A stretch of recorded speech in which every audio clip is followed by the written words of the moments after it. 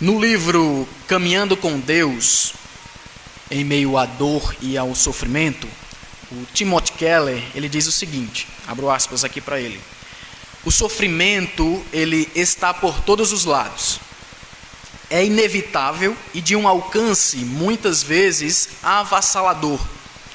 Se você passar 1 hora lendo este livro, mais de 5 crianças ao redor do mundo terão morrido em consequência de abuso e violência durante esse período de tempo. Se passar o dia inteiro lendo, mais de 100 crianças terão sido vítimas de morte violenta. Mas essa, evidentemente, é apenas uma das incontáveis formas que o sofrimento assume. De hora em hora, milhares de pessoas morrem vítimas de acidente de trânsito ou de câncer, e centenas de milhares recebem a notícia da morte repentina de alguém que amam. É como se uma pequena cidade desaparecesse do mapa todos os dias, deixando familiares e amigos totalmente desolados. Assim, não importam nossas preocupações, quanto nos esforçamos para ter uma vida boa, nem quanto nos empenhamos para ser saudáveis, para ficar ricos, para viver bem com familiares e amigos, para ser bem-sucedidos na profissão. Inevitavelmente, algo arruinará isso. Não há dinheiro, poder, nem planejamento capazes de impedir que o luto, uma doença terrível, uma traição, um desastre financeiro ou uma infinidade de outros problemas entrem em sua vida. A vida humana é inevitavelmente frágil e sujeita às forças que estão além do nosso poder de controlá-las. A vida é trágica. Vamos orar. Senhor, nos ajuda, ó Deus, a olharmos para a Tua palavra e termos o direcionamento correto do Senhor. Ajuda-nos pelo poder do Espírito a compreender a revelação do Senhor e aplicá-la em nossas vidas. Nós te agradecemos e pedimos a Tua direção no nome de Jesus. Amém. O livro de Jó, ele é o texto clássico quando se trata do chamado problema do mal. O tal problema do mal, ele pode ser resumido da seguinte forma: se Deus, ele é bom, sabe todas as coisas, ou seja, Deus é onisciente e pode todas as coisas, Deus, ele é onipotente, porque ele permite que haja mal no mundo. Jó não é um livro que responde esse problema de maneira direta, mas ele lida com ele de forma muito pessoal e confrontadora na vida do próprio Jó. Na verdade, Jó, ele estava tentando entender por que o mal poderia vir sobre ele, já que o mesmo era um homem justo. E detalhe, Deus o chama de justo, de reto, de íntegro. Não era Jó que se definia como alguém justo, mas o próprio Deus disse isso na Bíblia Sagrada. Isso não fazia sentido para Jó. Na verdade, Deus não providenciou respostas ao seu servo. Pelo contrário, o Senhor levantou uma série de perguntas que, na verdade, humilharam e colocaram Jó no seu devido lugar. Deus mostrou toda a sua grandeza para o seu servo, mostrou todos os seus desígnios. Está lá em Jó capítulo 38 até o capítulo 42. E essa demonstração, na verdade, ensinou Jó a não mais pensar que Deus lhe devia respostas. Deus não devia resposta alguma para ele. Jó aprendeu muito com essa experiência, não com as respostas, mas com as perguntas feitas pelo próprio Deus e que ele, Jó, não poderia responder. Na verdade, Jó não sabia como o mundo veio a existir, como o mundo permanece como ele está, como as estações vinham semanalmente, mês a mês, ano a ano. E essas perguntas o fizeram pensar quem ele realmente era e quem Deus de fato era. Outro livro interessante que trata sobre isso é o livro do profeta Abacuque. É um livro profético que trata com essa temática de maneira semelhante a Jó, por querer saber o porquê, o motivo de uma nação muito mais perversa do que outra prosperar. Por exemplo, a Babilônia, os caldeus prosperar sobre o reino de Judá. A questão da justiça,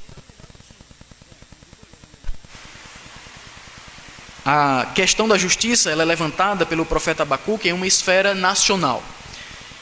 Abacuque está interessado em saber do conflito entre o justo e o injusto, pensando de maneira nacional, pensando no reino de Judá, em confronto com a Babilônia, enquanto que em Jó, por exemplo, o dilema é levantado na própria vida do personagem. É a sua própria vida, é uma esfera individual.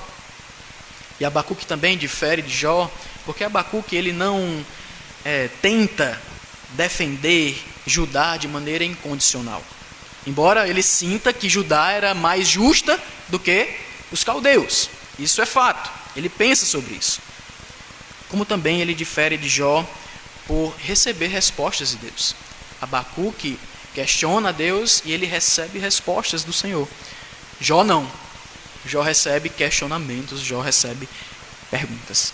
Já no texto de hoje, no Salmo 73, o salmista Asaf, assim como Jó, ele levanta a mesma preocupação, também numa esfera pessoal, como resultado de suas experiências individuais de constante sofrimento em contraste com a vida dos perversos, que gozavam fartamente dos seus mais variados prazeres. O fato é que encontramos, meus irmãos, dentro da narrativa bíblica, em vários momentos,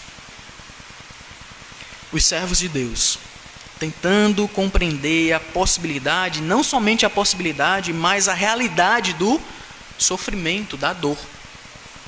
E ainda mais, como os piedosos parecem passar por sofrimentos e angústias muito mais do que aqueles que não temem a Deus. O salmista Asaf, ele passou por uma crise de fé, na verdade. Uma crise de fé quando ele olhou em volta e viu que os ímpios prosperavam enquanto ele sofria. Nós queremos analisar essa crise de fé que assolou o salmista Asaf no Salmo 73 e como ela pode ser vencida por nós hoje em dia também.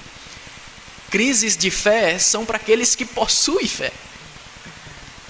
As crises, elas chegarão, elas virão na sua e na minha vida, e nós precisamos estar preparados em como enfrentá-las. E este é o meu propósito com você hoje à noite. Para isso nós olharemos para alguns aspectos do texto.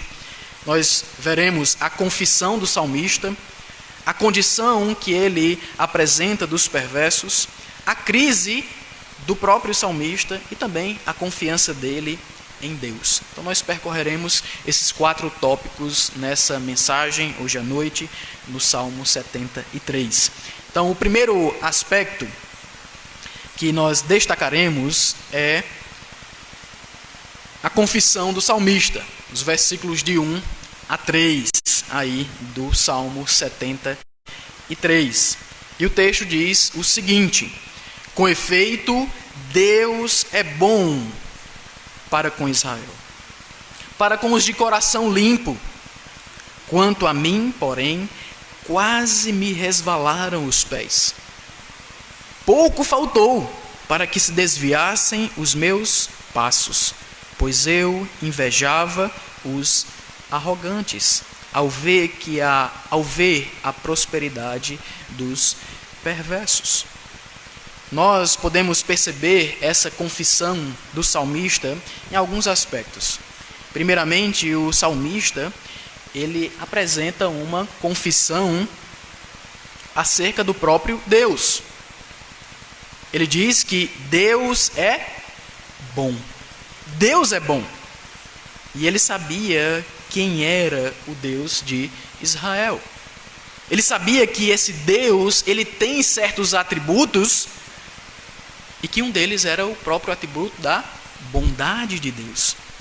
Justamente o atributo da bondade de Deus é defendido pelo salmista, que estava passando por situações inteiramente complicadas. Olha que coisa. Ele poderia ter ressaltado vários outros atributos de Deus. Poderia ter falado da justiça de Deus. Poderia ter falado da santidade de Deus, da retidão de Deus.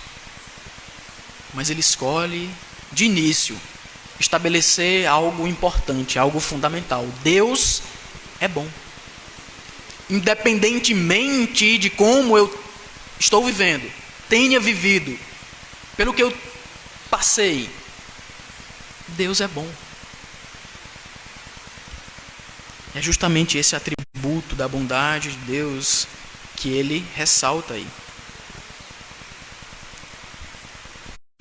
Mais um detalhe no texto, você pode perceber aí comigo, é que o salmista diz que ele é bom para com o seu povo, para com aqueles que fazem parte verdadeiramente do seu povo.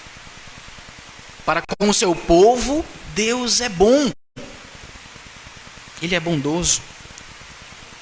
O salmista confessa a bondade de Deus, mas ele também faz a confissão acerca da sua própria fragilidade. Ele diz que quase me resvalaram os pés. O que nós percebemos é que o salmista ele sabia que tinha limitações. Isso era bem claro em sua mente. Limitações no que diz respeito à sua permanência diante do pecado. Ele sabia que o pecado tinha condições de fazer com que ele cedesse à tentação, de tal forma que ele pudesse se afastar de Deus. Não havia em sua mente uma falsa percepção, como infelizmente alguns possuem, de que ele poderia enfrentar o pecado de peito aberto com as suas próprias forças e sair ileso. Não era essa a ideia nutrida pelo salmista. Muito pelo contrário, ele tinha consciência da sua real fragilidade. Ele sabia que era fraco, ele sabia que era frágil. E se ele fosse exposto ao pecado e continuamente exposto e dependesse apenas da sua força, ele sabia que a situação poderia desandar. Ele diz que quase os pés se resvalaram, quase que ele caía de vez, quase que ele se desviava, quase que ele se afastava da adoração do próprio Deus. Mas também nós podemos perceber aí a confissão do salmista acerca da sua tentação e do seu pecado. Ele foi tentado e ele pecou. Ele diz: eu invejava. De tanto observar, de tanto olhar, de tanto focar na vida dos perversos e fazer comparações com a própria vida, ele inveja aqueles que desfrutavam de certa prosperidade, de certo conforto, de certa paz, de certa tranquilidade. E ao ceder à tentação, ele invejou e quase se desviou de maneira completa da adoração ao seu Deus. Olha o perigo. Olha o perigo de nós nos determos em observar ao nosso redor, muitas vezes com uma visão míope, uma visão de alguém que não enxerga muito longe, e fazer uma análise equivocada da vida das outras pessoas, com aquele lema que nós muitas vezes ouvimos: a grama do vizinho sempre é melhor. Parece que o salmista está meio que cego a isso. Ele começa a atentar muito para o seu redor e ele confessa que foi tentado, não somente tentado, ele pecou, ele cedeu à tentação. Todos nós sabemos aqui a diferença de ser tentado e ceder à tentação. Tentação não é pecado.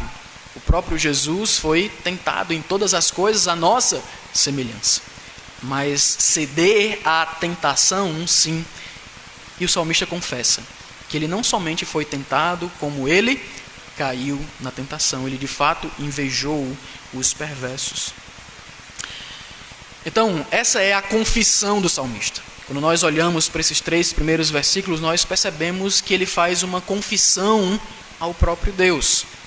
Mas, além da confissão, nós podemos perceber aí a condição dos perversos, do versículo 4 até o versículo 12, estabelecido pelo salmista Asaf, que diz o seguinte: para eles não há preocupações, o seu corpo é sadio e nédio, não partilham das canseiras dos mortais, nem são afligidos como os outros homens. Daí a soberba que os cinge como um colar, e a violência que os envolve como manto. Os olhos saltam-lhes da gordura, o coração, ou do coração, brotam-lhes fantasia. Motejam e falam maliciosamente, da opressão falam com altivez, contra os céus desandam a boca, e a sua língua percorre a terra. Por isso, o seu povo se volta para eles e os tem por fonte de que bebe a largos sorvos. E diz: como sabe Deus? Acaso há conhecimento no Altíssimo? Eis que são estes os ímpios, e sempre tranquilos aumentam as suas riquezas. Aqui nós temos o estabelecimento da condição desses perversos, de como o salmista enxergava essas pessoas que estavam distantes de Deus. E aqui ele faz uma série de afirmações a respeito dessas pessoas. Ele alista aqui uma série de pecados dessas pessoas, dos ímpios, dos descrentes, dos perversos. Nós podemos observar aí nessa porção que os ímpios eles eram despreocupados. Emocionalmente, os perversos eles não tinham uma certa preocupação moral. Para eles tudo estava em perfeita sintonia e não havia nada para ser ajustado na vida deles. Parece que tudo ia bem. Parece que nada poderia desestabilizar a vida dessas pessoas. Parece que o que elas já tinham, já possuíam, faziam com que elas descansassem tranquilas, não perdessem nem sequer uma noite de sono. E o salmista olha, como é que pode? Eles são ímpios, eles são perversos, mas andam aí despreocupados, tranquilos. Ele diz também que os ímpios eram saudáveis, com corpos vigorosos, fortes, exuberantes. Eles não sofriam de nenhuma limitação física. Eles não sofriam com qualquer coisa que afligisse o corpo deles. O corpo estava sempre sadio, nédio, forte. Essa percepção que Asaf tem quando ele olha ao redor daqueles que estavam distantes de Deus. Mas também eles eram soberbos. Eles eram extremamente arrogantes. Eles eram presunçosos. Eles eram altivos. Eles estavam com o olhar sempre acima dos outros, cheios de si. Eles não precisavam dar satisfação para exatamente ninguém. Eles eram soberbos, mas eles também eram violentos. A opressão, a maldade eram tão comuns na vida dessas pessoas que era como acessório na vida deles. Ele usa aí a expressão que era como um colar. A ideia é que fazia parte do cotidiano daquelas pessoas a violência, a opressão. Esses qualitativos negativos são colocados pelo autor aqui como algo que fazia parte deles mesmos. Era um colar, era uma roupa, um vestuário que eles usavam diariamente. Eles eram violentos, mas também os ímpios eram gananciosos. Eram insatisfeitos, eles queriam sempre mais, dos olhos saltavam gorduras. Nunca estavam satisfeitos, sempre querendo mais. Era tanta ganância que eles possuíam que parecia que os seus olhos sairiam da caixa. Mas não somente isso, os ímpios eram luxuriosos. E a palavra luxúria, ela tomou uma certa conotação do início para cá, um pouco mais específica. A luxúria, ela era mais abrangente no conceito ou no que diz respeito à acepção de pecados, à variedade de pecados. Tudo aquilo que nós dávamos vazão exageradamente, nós poderíamos encaixar nisso. Mas de um tempo para cá, essa palavra ela ficou mais restrita a atos sexuais. E os perversos aqui são destacados, qualificados exatamente como luxuriosos. Eles davam vazão a todos os tipos de prazeres carnais. A lei, na verdade, que regia essas pessoas era a lei da satisfação sem limites. Mas também os ímpios, eles eram escarnecedores. A língua era um instrumento de morte. A língua era um instrumento usado maliciosamente para ferir as pessoas, para causar dano aos outros. E você lembra aqui comigo como Tiago ele aborda essa temática no capítulo 3. Do perigo que é o uso inadequado da língua. E como nós, como cristãos, nós deveríamos ter muito cuidado de como nós usamos esse órgão tão poderoso, muito mais do que um leme que dirige o navio. A nossa língua pode dirigir a nossa vida para situações muito, muito perigosas e negativas. Esses ímpios, eles eram escarnecedores, mas, por último aí, os ímpios eram blasfemadores. Não somente eles lançavam os impropérios, as calúnias contra os seus semelhantes, mas eles também levantavam a voz contra o próprio Deus. Eles questionavam o conhecimento de Deus acerca da própria realidade. Será se Deus de fato tem conhecimento disso? Onde está Deus? Onde está o Altíssimo? Irmãos, na verdade aqui nós encontramos um raio-x dos perversos. Nós encontramos um verdadeiro raio-x dos ímpios. Pode ser que Asaf estivesse tão contaminado com uma percepção, vamos dizer assim, afetada por demais, que ele não conseguiu nem ver as pessoas que não se enquadravam tão nesse quadro aqui, ou tanto nesse quadro aqui. Mas o fato é que, de maneira geral, esse é o raio-x dos ímpios que o salmista ele nos apresenta. Você acha que é um pouco parecido com a nossa realidade hoje ou está distante do que nós vivenciamos? Está muito próximo.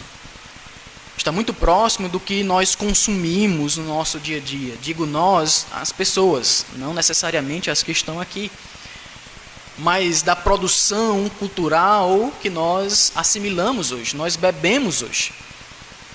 E se você prestar atenção, muito dessa descrição aqui é exatamente o que é propagado, é pregado, é ensinado, é passado hoje em dia para as nossas famílias, para as nossas crianças principalmente. Mas adolescentes, jovens e adultos não estão ilesos disso. Nós precisamos ter um filtro, um bom filtro, para nós podermos analisar todas essas situações à luz das Escrituras. Lembrando do cenário que a própria Bíblia nos apresenta a respeito da condição dos perversos e do que eles produzem para nós de maneira cultural. Então, além disso, além da descrição aí dos perversos e da confissão do salmista, nós podemos também ver aí, a partir do versículo 13, a crise do salmista.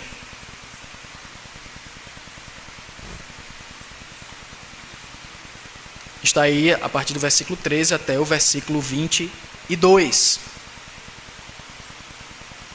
Diz o seguinte: com efeito, inutilmente conservei puro o coração e lavei as mãos na inocência, pois de contínuo sou afligido e cada manhã castigado. Se eu pensar em falar tais palavras, já aí teria traído a geração de teus filhos. Em só refletir para compreender isso, achei muito pesada a tarefa para mim, até que entrei no santuário de Deus e atinei com o fim deles. Tu certamente os pões em lugares escorregadios e fazes cair na destruição, como ficam de súbito assolados, totalmente aniquilados de terror. Como ao sonho, quando se acorda, assim, ó Senhor, ao despertares, desprezarás a imagem deles. Quando o coração se amargou e as entranhas se me comoveram, eu estava embrutecido e ignorante. Era como um animal irracional à tua presença. O salmista, ele de fato estava em crise. Para você ter uma ideia, 10 salmos, pelo menos, são catalogados como salmos de Asaf. Asaf fazia parte de uma linhagem sacerdotal. Ele era um levita e ele tomava de conta do canto de Israel. Não era uma pessoa, vamos dizer assim, qualquer. Mas esse homem, ele entrou em uma séria crise de fé. De fato, ele estava em crise. E a crise do salmista o fazia pensar se realmente valeria a pena ser santo quando ele estava sofrendo. Será que nós já nos fizemos essa pergunta? Quando nós estamos em uma situação crítica, em uma situação difícil, uma situação de perda, de dor. Rapaz, eu conheço fulano de tal que não pensa em Deus, não vive para Deus, e parece que a vida dele é tão mais tranquila do que a minha. Será mesmo se vale a pena andar em santidade, em retidão diante de Deus, mesmo em meio a isso que eu estou passando? Era exatamente esse questionamento que o salmista estava fazendo. Valeria a pena ser santo quando estava sofrendo, enquanto o perverso estava por aí curtindo a vida? A possibilidade de se chegar à conclusão de que era realmente inútil permanecer puro diante de Deus era real na vida de Asaf. Era uma possibilidade real. Porque na momentânea limitação dele de avaliar a situação dos outros que estavam ao seu redor, as consequências de ser santo, ou seja, o sofrimento, não poderiam ser comparadas de maneira positiva às consequências de viver na promiscuidade. Qual era essa consequência? Desfrutar dos prazeres da carne. Desfrutar dos prazeres que a vida tinha para oferecer. Mas graças a Deus, essa percepção equivocada, falha, essa conclusão falsa, ela não durou muito tempo na mente e no coração do autor. É o que nós percebemos aí na continuidade do salmo. Mas a crise também do salmista o fez pensar no juízo de Deus. Pensar no juízo de Deus como uma resposta apropriada à prosperidade temporária dos perversos. Na realidade, ele conseguiu perceber a real natureza dos prazeres da carne e do aparente estado de tranquilidade das pessoas. Ele enxergou, na verdade, que a realidade do futuro eterno de cada uma dessas pessoas, define o quanto elas são pobres e define o quanto nós somos ricos. O quanto nós temos paz. O quanto nós, de fato, temos tranquilidade. Os perversos, eles brevemente seriam julgados por Deus e eles não prevaleceriam diante do juízo de Deus.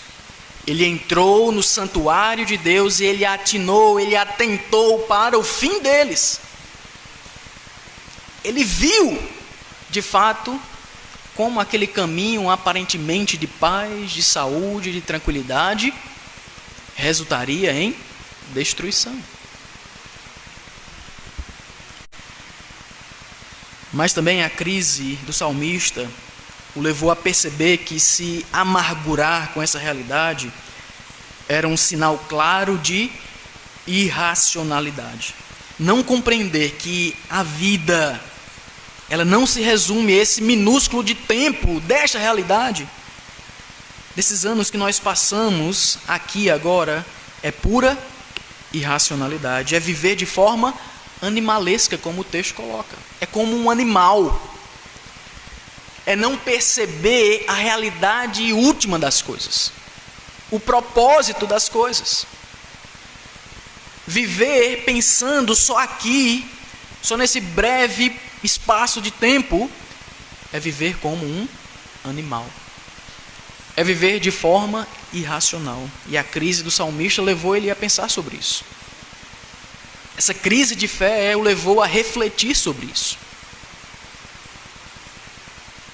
Então, desde já uma implicação para nós é que as crises, elas podem fazer muito bem para a nossa fé. As crises podem ser momentos bem apropriados para fazermos avaliações sérias, significativas a respeito da nossa fé. A respeito do Deus que nós cremos. Assim foi a crise do salmista Asaf. Então, além da confissão do salmista, da condição apresentada dos perversos e da crise que nós observamos na vida do próprio autor, nós podemos também perceber aí, dos versículos 23 ao 28, a confiança dele. A confiança que ele apresenta em Deus. A confiança que ele declara ter em Deus. E o texto diz: todavia estou sempre contigo. Tu me seguras pela minha mão direita. Tu me guias como teu conselho e depois me recebes na glória. Quem mais tenho eu no céu? Não há outro em quem eu me compraza na terra. Ainda que a minha carne e o meu coração desfaleçam, Deus é a minha fortaleza, ou é a fortaleza do meu coração e a minha herança para sempre. Os que se afastam de ti, eis que perecem. Tu destróis todos os que são infiéis para contigo. Quanto a mim, bom é estar junto a Deus. No Senhor Deus ponho o meu refúgio para proclamar todos os seus feitos.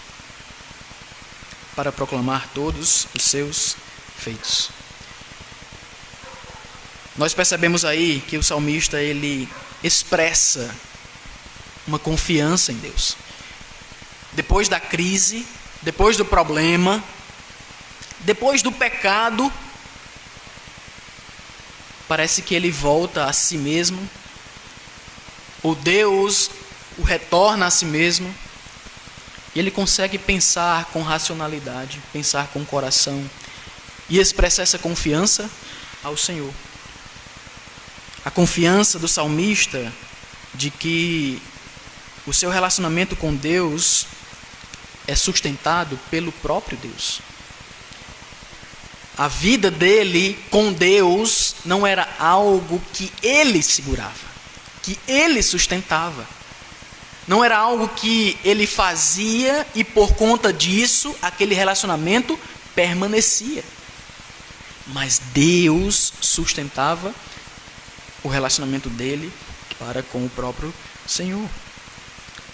Ele diz: tu me seguras, tu me guias, tu me recebes. E aqui nós podemos perceber o contraste com os pés vacilantes do salmista no versículo 2.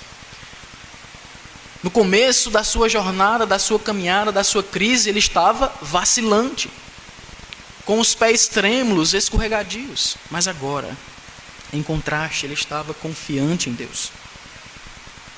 Porque só o Senhor o seguraria, Só o Senhor o guiaria, só o Senhor o receberia.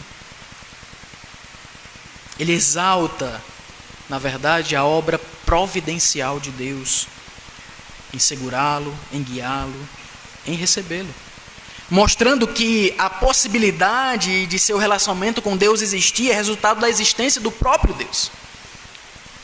O fato de Deus existir é que dava a possibilidade e a realidade desse relacionamento também acontecer e permanecer.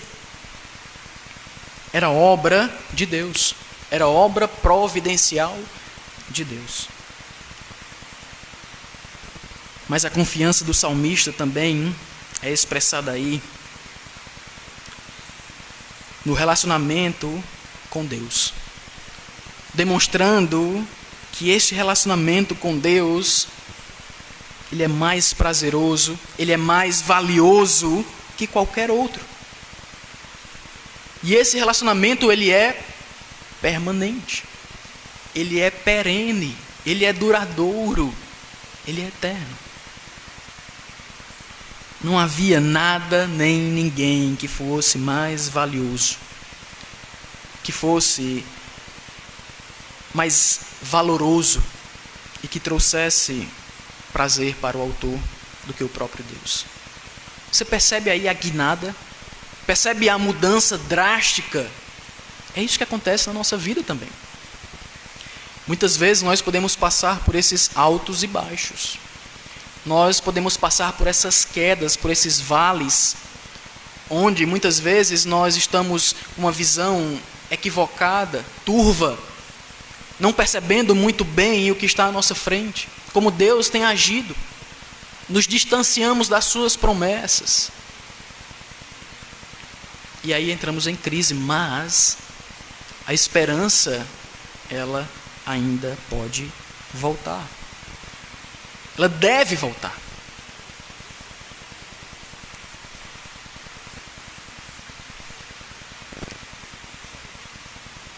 A confiança do salmista também é observada aí no sentido de que a falta de relacionamento com Deus resulta em destruição. Ele confiava nisso. Ele sabia que havia apenas um único destino para aqueles que, de maneira rebelde, se afastassem de Deus. Que destino era esse? A destruição. A destruição eterna. Ele cria nisso. Ele cria nessa verdade e ele se agarrava a essa verdade porque ele tinha um relacionamento verdadeiro com Deus, sustentado pelo próprio Deus. Mas também a confiança do salmista de que o bom e seguro relacionamento com Deus forja proclamadores, produz, forma, molda proclamadores. O desfrute de um verdadeiro relacionamento com Deus só poderia nutrir no coração desta pessoa, dos adoradores, um forte desejo de proclamar todos os feitos de Deus. Desse Deus que é absolutamente bom. E foi isso exatamente que aconteceu com o salmista. Quem mais tenho eu além de Deus? Eu vou proclamar todos os seus feitos. Essa era a confiança do salmista. Ao observar esse salmo, ao olhar esses 28 versículos, ao perceber essa estrutura e entender um pouco o que está se passando aqui, como é que nós podemos aplicar essas verdades no nosso dia a dia? Eu queria gastar um tempinho aqui com vocês nesse momento. Tentar extrair desses ensinos, dessas verdades, algumas aplicações práticas para nós. E eu alistei aí algumas. Vou colocar aí de maneira resumida. A primeira é o seguinte. Pense nisso. E não esqueça. É inevitável o fato de que o sofrimento faz parte da vida cristã. Até porque a vida cristã, ela só é possível e real porque o próprio Cristo sofreu. Mas ele sofreu o que ninguém mais poderia sofrer. O que ninguém jamais poderá sofrer. Cristo, ele sofreu a realidade esmagadora de carregar sobre si mesmo o pecado de todos aqueles por quem ele morreu. Agora, com essa afirmação, eu não quero dizer que o nosso sofrimento, a nossa dor, não seja real. Ela é real. Ela não é comparável à dor, ao sofrimento de Cristo. Mas mesmo assim, ainda é real. De fato, nós sofremos. De fato, nós passamos por momentos muito difíceis.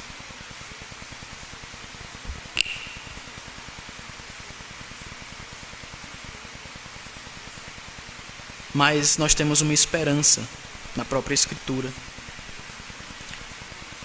Nós lemos em Romanos capítulo 8, versículo 28, Paulo dizendo que todas as coisas cooperam para o bem daqueles que amam a Deus.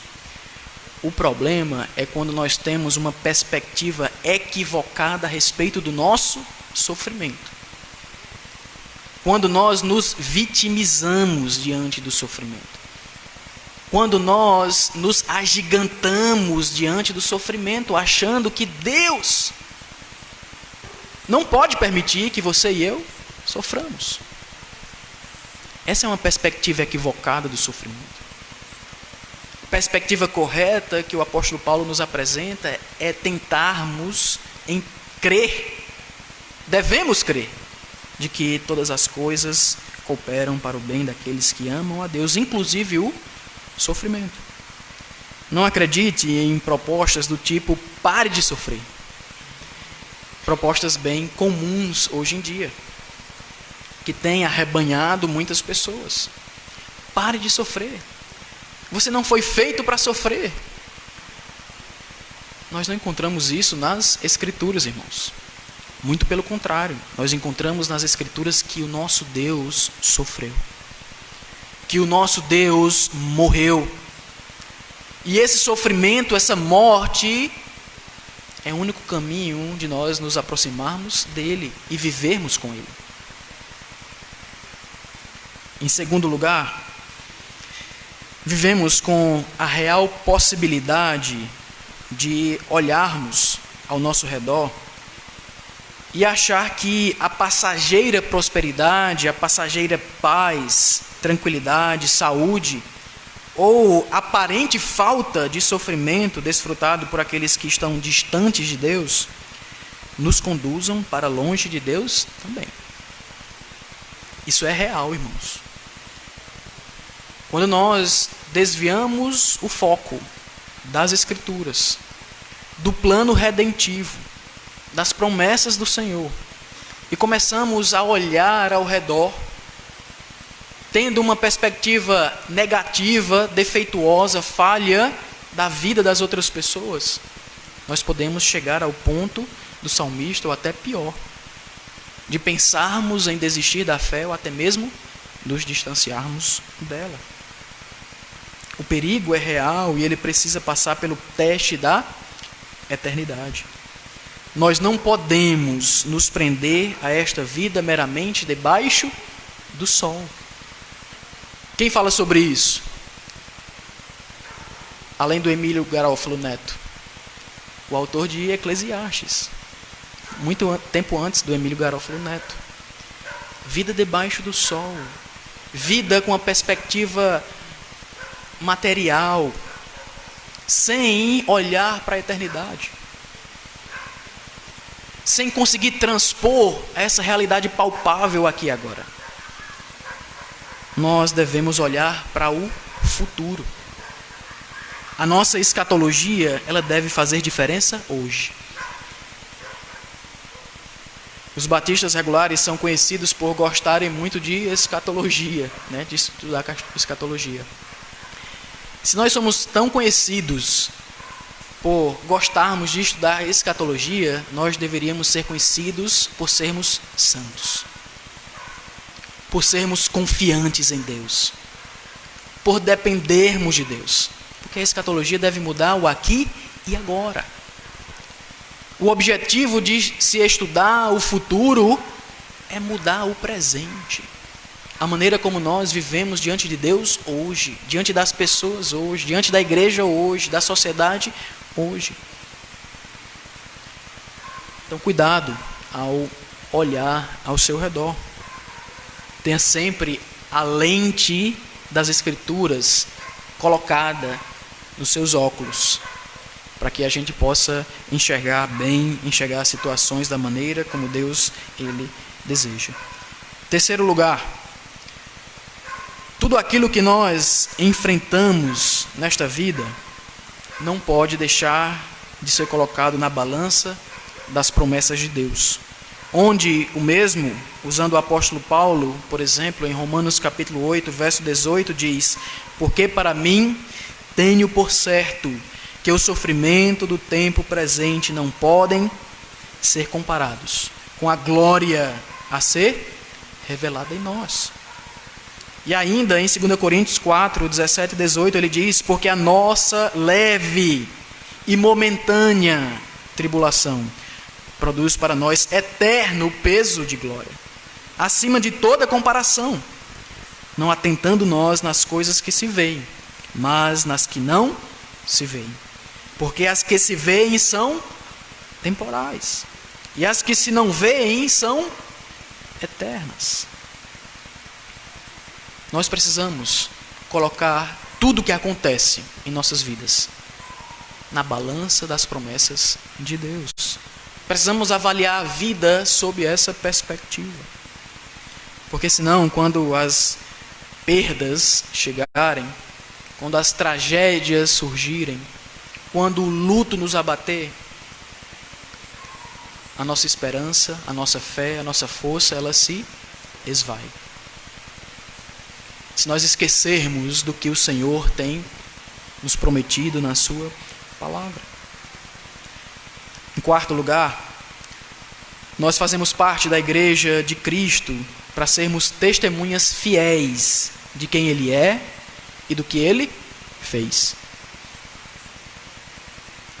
Nosso verdadeiro relacionamento com Cristo nos faz obedecermos alegremente a grande comissão dada pelo Senhor, pelo Mestre. O próprio Jesus, ele disse aos seus discípulos: ide, portanto, fazei discípulos de todas as nações. Irmãos, o sofrimento precisa forjar proclamadores do Evangelho do Senhor Jesus Cristo. Quanto mais nós sofremos, mais proclamadores acerca de Jesus devemos ser. Já pensou sobre isso? Que ao invés do luto, da dor, do sofrimento nos abater,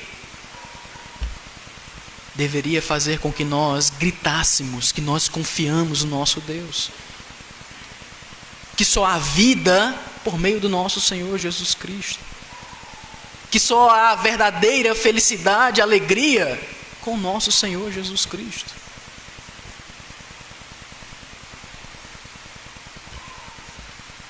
Em quinto lugar, eu acho isso interessante, não que as outras não sejam, mas não idolatre a sua saúde, acreditando que ela é aquilo de mais valioso que você pode ter. Por exemplo, sem saúde, eu não sou ninguém. Dinheiro não é o mais importante, mas a saúde para correr atrás do dinheiro. São frases que nós ouvimos muitas vezes. Talvez você já tenha falado. Essas frases, elas podem demonstrar que para nós, uma vida sem saúde não vale a pena ser vivida. Será que isso é verdade? Uma vida sem saúde não vale a pena ser vivida. E isso demonstra algo ainda mais profundo em nosso coração, que a saúde pode ser o bem mais precioso que nós temos, inclusive acima da presença de Deus, inclusive acima da verdade de que Deus está conosco. Deus pode querer usar a sua falta de saúde, a minha falta de saúde, para a glória dele. Independentemente da situação, falemos como salmista: quanto a mim, bom é estar junto a Deus. Tenha a presença de Deus em sua vida como bem mais valioso. Leve isso em consideração. Tenha a presença de Deus em sua vida como bem mais valioso. E por último, em sexto lugar, não subestime a sua natureza pecaminosa. É um erro fatal nosso. Não podemos dar brecha para os nossos impulsos pecaminosos. Muito pelo contrário, devemos mortificá-los constantemente se quisermos sair vitoriosos na guerra contra o pecado. Os nossos pés podem se resvalar, podem escorregar. E o antídoto para isso é não depender da nossa própria força, é não depender da nossa própria capacidade, é não depender da nossa própria santificação, santidade, estágio na santificação. Mas de fato é não dar brechas, é não dar lugar para essas oportunidades. Porque sofremos, porque o sofrimento também faz parte do plano soberano de Deus. Foi somente por meio do plano eterno de Deus, de enviar o seu Filho, para que por meio do seu sofrimento, da sua morte, nós pudéssemos ter um relacionamento restaurado com Deus após a queda de todos os seres humanos no pecado. O sofrimento, ele não anula a bondade de Deus. O salmista começa chamando Deus de bondoso, pois ele demonstra a sua bondade para conosco exatamente com o sofrimento de Jesus Cristo na cruz do Calvário. Vamos orar. Senhor nosso Deus, não é fácil, Senhor, falar sobre isso. Não é fácil pensar sobre isso. Nós simplesmente te pedimos fé, confiança no Senhor, esperança nas tuas promessas. Há aqueles que estão nesse momento passando por uma situação que os maltrate,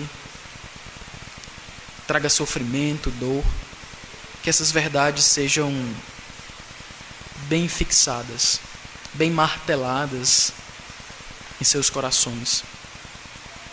Há aqueles que não estão nesse momento, mas certamente estarão. Que também lembrem da tua bondade,